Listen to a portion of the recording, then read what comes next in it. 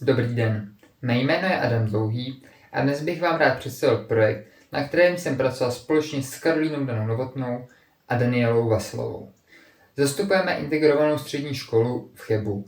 Naše práce nese název Kompaktní výukové robotické pracoviště. Náš projekt má za cíl vyřešit jeden z problémů moderního technického vzdělávání a v následujících minutách vám ukážu, jak jsme k tomuto řešení dospěli. Než se pustíme do technických detailů, dovolte mi vás krátce seznámit s osnovou. Nejprve vysvětlím, proč jsme si právě toto téma vybrali a jaké jsou naše cíle. Následně vás detailně provedu 3 hlavními fázemi realizace. Zaměřím se na stavbu, elektroniku a software.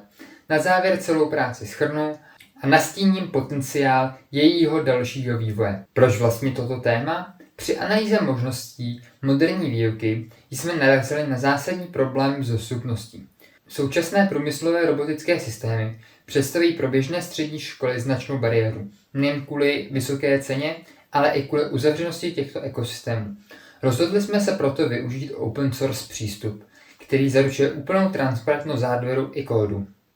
Hlavním cílem bylo zkonstruovat plněhodnotnou edukační platformu, tedy maximálně dostupný systém určený přímo pro výuku strojírenství a robotiky.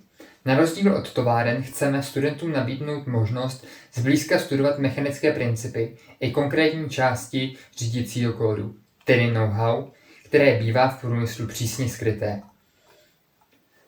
Na tomto snímku můžete detailně vidět jednotlivé fáze stavby. Jak už zaznělo, náš projekt vychází z open source řešení. Nevěnovali jsme se proto vlastnímu navrhování v CAD programech, ale rovnou jsme se vrhli do fyzické realizace. Modely a schéma nám sloužila jako podrobný průvodce. Naším hlavním úkolem bylo rameno zkonstruovat a oživit.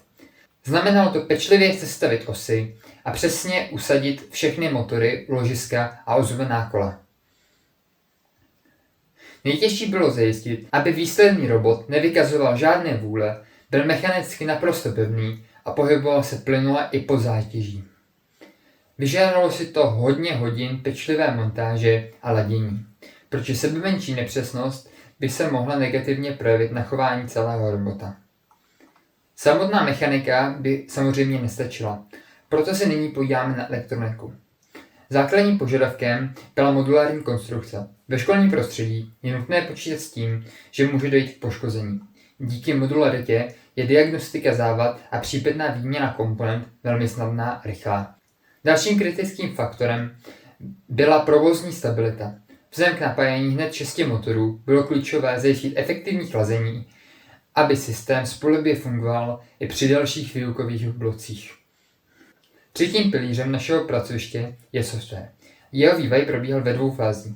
Nejprve jsme využili software Asgard, dočasné grafické rozhraní v Pythonu, které vzniklo pro spolehlivé ovládání všech 6 motorů.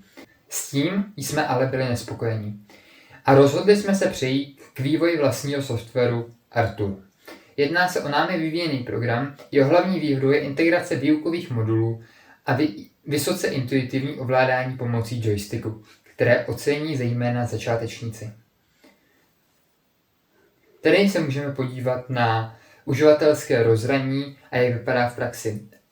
Na levé straně můžeme vidět prostředí Artur v záložce s joystickem. Na pravé potom verzi s terminálem. Obě rozhraní jsou navržená s důrazem na maximální přehlednost. Uživatelé si mohou vybírat sekce pro ovládání, nastavení nebo přístup ke vzdělávacím materiálům. Celá zásadní a okamžitě viditelný prvek je tlačítko e-stop pro nouzové zastavení. Tímto se dostáváme k samotnému závěru naší prezentace.